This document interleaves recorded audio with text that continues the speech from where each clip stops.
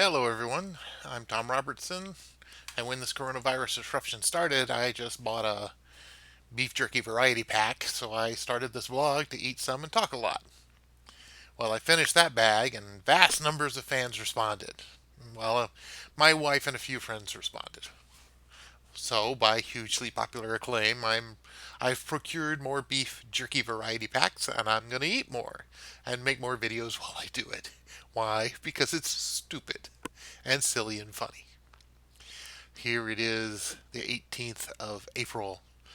Um, and as usual, I start the show these days with an image from a video game and talk about it as a video game designer and a video game developer. The image for today is this screen from a game called Motorsport Manager. Motorsport Manager is a game where you do everything regarding a racing team except the actual driving the car. You don't do that, you just do everything else. And that's kind of a script flip that naturally I am very excited about because I love taking an existing game franchise and, you know, saying, oh, let's look at it from the other point of view, or an existing game genre and saying, what if we do? Now, having said that, there was a long time ago, I remember talking with a guy who had worked tangentially on the XCOM series. No, that's not. Yeah, he was actually the lead artist. His name was Chris Soares, if I'm not mistaken. And he worked on the original box cover art for the original XCOM when it was published by Microprose. Um, and he said, I think it was him who said, my memory is fuzzy on all this, so grain of salt and all that, but I think he said something to the effect of, um, people came up to us and said, "This game is great, but why can't we fight as the aliens? Why can't we take the alien side?" And the developers were like, "Why would you ever want to do that?" So that's kind of a tangent. Let me get back on track here. Uh, I was talking about subverting game genres, and this Motorsport Manager certainly does that by letting you do everything except race the car. I played a lot of this game. I had a lot of fun with it. Eventually, I got bogged down and stopped playing because it was getting a little too slow for me. And slowness is certainly kind of part of a game design thing. You get games that are very easy and quick to get into. You get games that are Japanese RPGs that take 50 hours of tutorial and then you're in the actual game, and everything in between.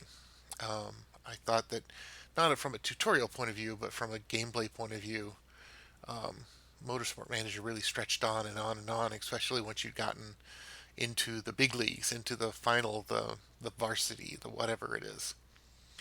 Um, the reason I'm showing this screen is because uh, um, Motorsport Manager, I have sometimes jokingly referred to it as a wall of numbers. Um, and even though it's brightly colored and has indicators and things, the truth is this is a perfect example of what I'm talking about. Is the screen is a wall of numbers. You put this in front of most players and they're going to bounce right off. If they just look at the screen immediately, they're going to be like, okay, I'll try that sometime next lifetime. Bye.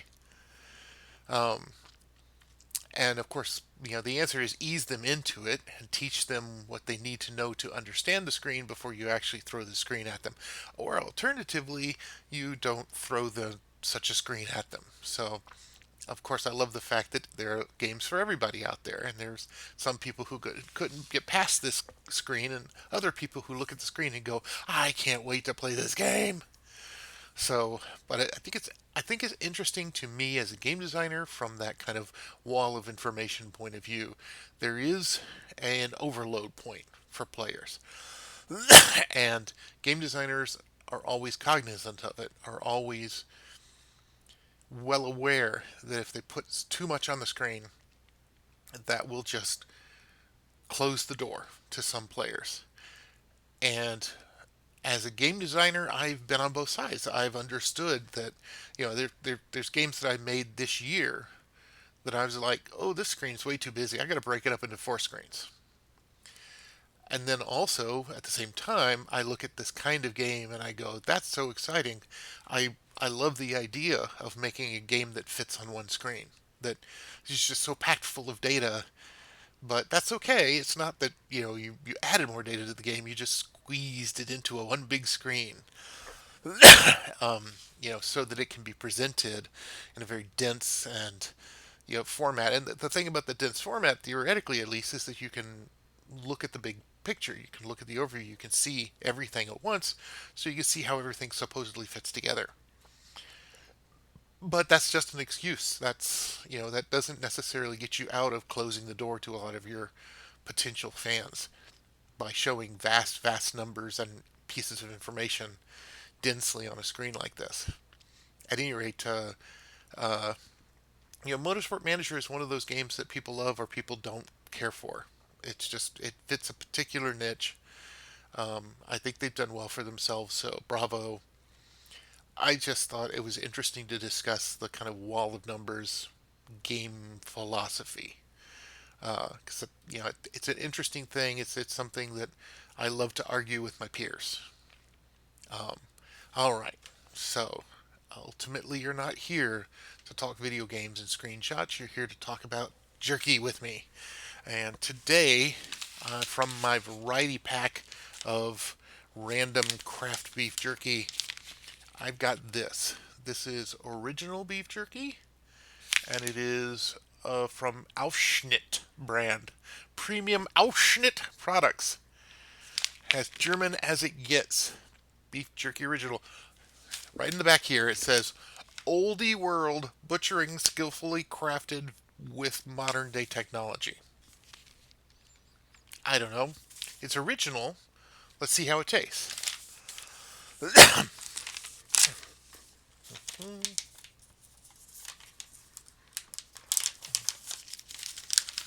All right, got the bag here, got a piece here.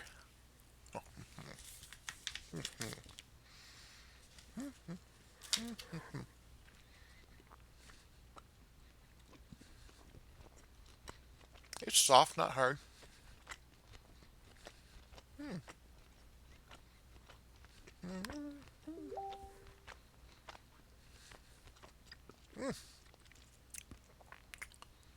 So interesting.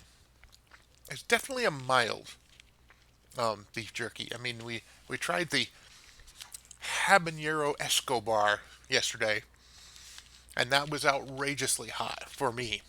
Um, Today, obviously, is not outrageously hot, but I wouldn't say that it was without its charm. It certainly has its own distinctive flavor. It's not too dry, too hard to chew. Um, I could see myself um, um, uh, unmindfully chewing on this until the bag's gone, and I'm like, huh, where'd that go? Um, Smells like beef jerky, tastes like beef jerky. I wouldn't say that it's awful or bland. It's not bold, but it has its own thing. I'm willing to give it the benefit of the doubt, but it's not bold. All right, well, the mailbag is not actually full of anything, so and I'm getting messages on my screen. So I think I will sign off and see you guys next time with another bag of beef jerky. We'll see how far we get with this. Thanks. Bye bye.